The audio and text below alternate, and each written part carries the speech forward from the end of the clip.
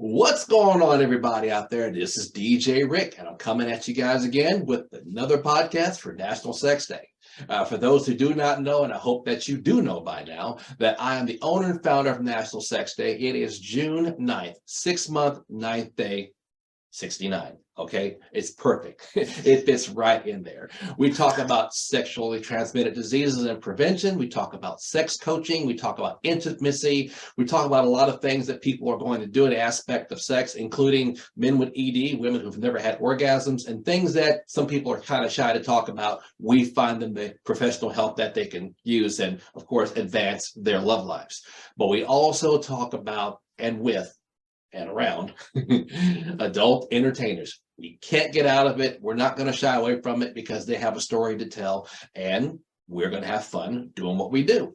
As of yesterday, this is a week of December, right before Christmas 2022, we have 8.3 million hashtags on TikTok alone. We're going to try to get the figures of Twitter and other platforms out there, but we know we've checked, we've verified, and put on our accounts. 8.3 million people are hashtagging National Sex Day. So it's something, we're talking about it, we're celebrating it, and I've got a wonderful guest right now. I can't see her right now, but I'm going to put up a picture or two with her because she needs to be seen, people. This is the wonderful Krystyna. How you doing out there? I'm good, and my apologies for my camera not working. Modern technology, it tends to fail me from time to time. But hello, and thank you for having me on your show. I'm happy to be here. It's good to have you here, and I still find it funny, a person who performs on camera, and I can't get a camera right now, man. I know, it's ridiculous, isn't it? It's the story of my life. But it broke about a couple weeks ago. I ordered a new one, and Amazon being Amazon at the moment. Yeah, I know everyone else out there has been there at that one point or another where it's like it was supposed to have been here 4 days ago. It's probably a porch pirate saying, hey, we're going to try to prevent her from being seen on camera. So they took her camera knowing what she's going to do with it, right? Or she probably refused them online when they tried to make a pass at her and said, hey, I can perform with you. She's like, you can't do that. They're punishing you. You never know. It's possible. Either that or my dog walked off with it. You never know. Well, we can get a GoFundMe started with that camera. See, I'll be the first contributor. Okay? Looking directly into my camera right here. That's how we do it. So let me ask you this, because everybody has a story they bring it to the table, to the playing field of the adult entertainment world.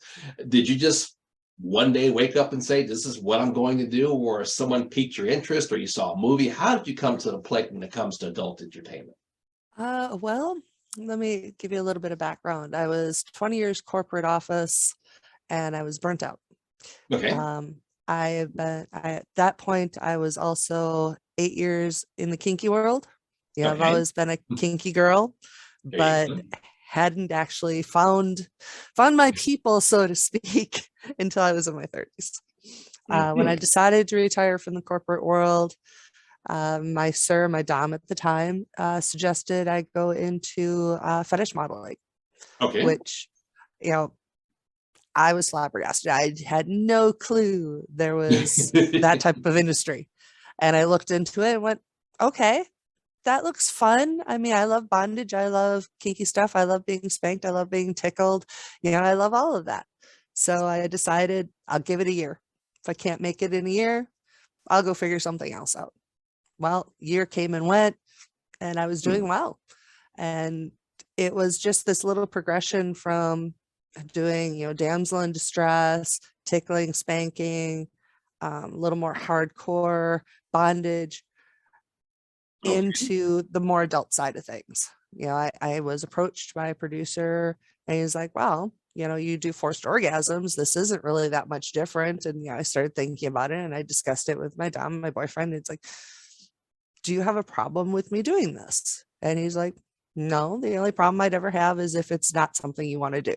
So I figured, all right, strongly believe, and you can't say you don't want to do something if you've never tried it. So I figured, true. Why not? I'll try it. It's like, okay, I like this part of it too. So, between kinky and adult and kinky, it's like, yeah, I like what I do for a living. I enjoy my life. Okay, well, see, you ask a question, you get the answer, and believe me, that's a detailed answer. I like that. Most people kind of say, "I like the fuck," and that's it. Well, let's be honest. People have what they have from one side or the other side of the spectrum, and all that in between. So you put all together, you mix it up. But this is something I would like to know because of where you are. See, I understand that the adult world is somewhat bigger in Nevada, pretty much Las Vegas. I mean, I've gone to Vegas, but I know when I'm there, I see a lot of this, a lot of that. And there's rumors about what can be legal, what's illegal. Mhm. So give us a little bit of insight about what's going on in that part of the world. I got to be quite honest with you. Most of my shooting I do back east when I travel. I shoot during the AVNs in January when producers come out, and there's a lot of them. Okay, But in general, um, there is a lot of local stuff that's moved out of California. I don't shoot with a lot of them. sure. And a lot of that is kind of on me too, because for a lot of years I didn't shoot in the state that I was living in. Um, I got a little weird about that. So it was always out of state, out of mind. Gotcha. It's just in the last 4 years that I've started shooting more in Nevada, but it's an interesting thing watching a lot of things leave California because I used to shoot a lot in California, but it was California laws that, got people leaving, and a lot of them, some of the smaller ones that I shot with, have since moved to Florida. Yeah. There's not a lot that came from California to Nevada. There's more popping up as you Okay. find smaller producers getting into it. But Hmm.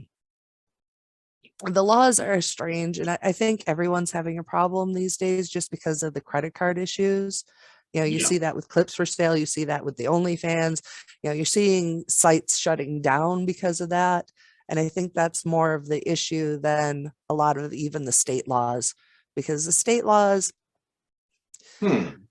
don't monitor things that closely. And I say that now, and then all of a sudden, boom, I'm going to have everybody on me going, yeah, but they look at this, they look at that. And it's like, yeah, I mean, have your 2257s, have your releases, show proof that, your models, your talent are of age.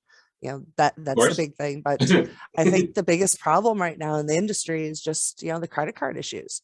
Okay. Let me ask you this, because I really okay, I've been asked for this holiday in particular, to reach out to people like yourself. And I enjoy that because everybody's got a story. And you gave me a lot of good detail when it comes to this stuff because I can't fly to Nevada and be like, okay, I'm gonna roll the dice out there. Yeah, whoa, we can't film here. It's like you can do this legally, you can gamble legally, you might have brothels out there, and that's a different story in itself. And I get all that, but you hit the nail on the head when you talk about the AVNs. I understand now that is in Nevada. And what's your connection to them? Because that is like the big time Grammy Award, adult movie award. And believe it or not, I had a cousin who was a bodyguard out there one year. And Nice. yeah, my Baptist cousin bodyguard. Oh, man. He has some stories to tell. So, what's your connection to them, and who do you know out there? It's part of the award ceremony. I personally actually don't know anybody in the award ceremonies. I mean, I know some of the talent that go. I Sure. don't know any of the creators. I myself have gone. I've not had the honor of being nominated. Hint, hint, hint out there to anyone who Uh-oh. nominates. The polls are open right now, people. This isn't a political type of thing right here, okay? This is where you can let your freak out and vote for the girls. That's something that got. Uh, We're gonna focus on the women for this episode, okay? Yeah. yeah, I mean, I've gone to it and I enjoy it, but other than that, I don't know the creators of it. I know they do a hell of a job. I mean, that's a hell of an undertaking to put on such a spectacular show. I mean, I've heard. I've it's heard from lots of people. figure it's almost 4 days of convention activity. And anyone who's ever done a convention, because I've done FetCon and KinkFest and all the other conventions, and that's a lot of work. So I tip my hat to the people that do this every year, especially bringing it back after COVID when nobody was Yeah. sure if anything was coming back. And That's true.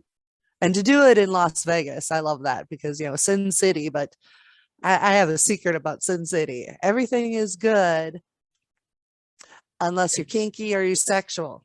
Then it's like keep it in your rooms. We don't want to know about it. We don't want to see it. We're gambling, we're alcohol, and your brothels are way out in Nye County, so we don't think about those either. There you go. Yeah, I've been asked for the people who run Exotica. Actually, I made a connection with them, and I'm going to be in Chicago next year, and hopefully Miami also promoting a Sex Day holiday. It kind of belongs here, and the other conventions I don't know about. So I'm asking all the adult talents that, hey, guess what? This is the biggest sex holiday there is on the planet. That's documented. That's on calendar. That has been recorded. So we're going to go out there and do what we do. And if you got a convention that you think we could fit in, if you can give me some connections, that'd be great, because seriously, we can take this by storm because everything is under this umbrella. And I know Nevada has been a place people say you need to go, but I don't know anybody there. But now, since you're around, Krystyna, I might have to make you my grand marshal of this event once it happens. Nice. I do recommend FetCon. That's in August, and it's St. Pete's. Okay. No, is it St. Pete's? I didn't go last year, but it's a huge convention. I'll get you the information so you can talk to the runners of that. Sure. Because it's definitely worth being there for that. I mean, it's kink, it's adult industry. I mean, it's huge. Originally started in New York. It's been around a long time. They just celebrated an anniversary just this past year. Nice. So, I mean, it is a huge convention. That's worth looking into. And let me also tell people that, if we're there, that it's just it's multifaceted. And I keep saying that because I want everybody to understand there's more to it, like I said in the intro. But I'm also the founder and owner of Anal Sex Day, Oral Sex Day. And a buddy of mine out here, he owns a swingers club, and I DJ for him because I'm really an FM radio DJ. I'm not telling you what station it is because I don't want y'all protesting and coming up there saying the DJ's a freak. But National Swingers Day also is all under the umbrella too. So pretty much all that is wrapped up into National Sex Day under the umbrella of what we do. So all these places, man, we can benefit from this. And yes, Krystyna, I can't do this by myself. No one wants to see me naked on camera anyway, but you, my dear. Yeah. Just in still pictures alone gets my eyebrows going. All right. I like the eyebrows. That's nice. Well, other things too. I'm trying to keep it as close to PG, but I got to make it adult. Otherwise, we're not going to get anybody watching or listening or even participating. Kind of how it is. Now, let me ask you this also, because everybody who's had that first time, because everybody's got their whatever it is on camera, you guys get more experience, more comfortable with the actors, but knowing that you're being filmed with the film crew, other people, strangers around, and someone you never met before, what was that like? Oh, it was terrifying. The first time I actually did full on, and I worked with the score group down in Miami. So, big production, lots of people, hair and makeup, several different talent on set, camera people. I was freaking terrified. I think I had just turned 40. So, I mean, that in itself makes it scarier. Well, at least for me, I shouldn't speak for everybody. Yeah. And it was heart-wrenching because I wasn't used to that many people. I was used to at most, 2 people, a camera person and the talent. Sure. So, they were really nice. They walked me through everything. I got to meet my fellow talent, and they were amazing. They were absolutely amazing. These gentlemen were just that. They were gentlemen. Sure. They're like, rest assured, you'll be fine. You'll be fine. It's like, okay, my camera person, because they do photos before they do the actual video shoots. She was a sweetheart. Everybody was amazing. And I know at least during that first shoot, my eyes probably looked like a deer in a headlight, giant popping out of my head going, just relax. You got this. You're cool. They've done your hair, they've done your makeup, you're in wardrobe. And then they said, okay, your first line. And I went, crap. Literally out of my mouth was crap, because it just boom out of my head. Yeah, it got better as the day went on, but I will confess I'm terrible with lines. I'm great if you just say, this is kind of what we want, and just go with it. I'm great with that. But memorizing, it's like, shit, this is not going to work. Luckily enough, halfway through the day, they realized that. And again, my male talent, I can't say enough about these gentlemen. They were so good. And they're like, okay, we got you. Whatever you want to say, we got you. I know we've said it before, so don't worry about it. And it was great. I mean, by the second day of filming, I was a lot more relaxed. Yep. My eyes had shrunk back into their head again. Yep. And it went really well. But for at least for myself, that first experience was absolutely terrifying. I mean, it was exhilarating and it was exciting. And you kind of live off that adrenaline that the fear gives you. Yep. But I just look back at some of the pictures that didn't make it into the magazine. It's like, yep, that's that first picture of me going, oh shit, what did I get myself into? Oh yeah, everybody's got that moment, man. And I tell people when you first get out there, I mean, I am not a pro actor when it comes. I've done a lot of vanilla productions. I've done some actually national productions and commercials. I've got a theater background and film background, but let me tell you something. And I tell all my buddies, particularly my male friends, because they think they're going to dominate this business. If they get into it, let me tell you something. There's a difference of having production and lights and people and a difference of you and your cell phone in the hotel. Okay.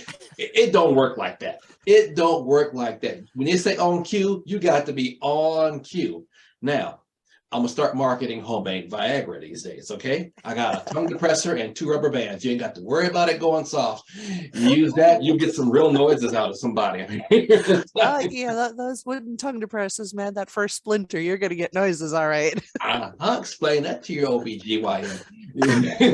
What I'm you sure been they've doing? seen it. It's a I'm fetish. sure they've seen it. It's a fetish. I guarantee you somewhere on that FetLife profile, that's a fetish, and that's making a lot of money. And I gave somebody an idea by saying that on my podcast. So y'all need to pay me, okay? That's what's up with that. I don't work for free. You don't either. Plain and simple. Hey, Krystyna, it's been great having you on here. And this is not a one-time thing. I'm going to have you again next time with the camera on. But I told most people if I interview you once, we'll probably do follow-ups. People want to know how the career is going, how you're doing, how the year is going, new stuff you got. So that's all we do is help people and talk to people and put it out there. But man, this conversation has given me a lot of inspiration and some thoughts. So if you got a place that you think I can be at, let me know. Yeah, I'll definitely send you the info. Do you mind if I give one little plug here at the end? Go right ahead. If you want to chat with me, you can always reach me at peplove.com. I am a phone sex operator as well, and I enjoy my evenings. And if you want to come enjoy your evening with me, give me a call there. Mm-hmm. You gonna make people salivate on that new phone they're gonna find under the tree on Sunday? First thing they gonna do is that's the hope. That's the hope. They go down 1-900 whatever fill in the blank Krystyna and Payal. Yeah, okay.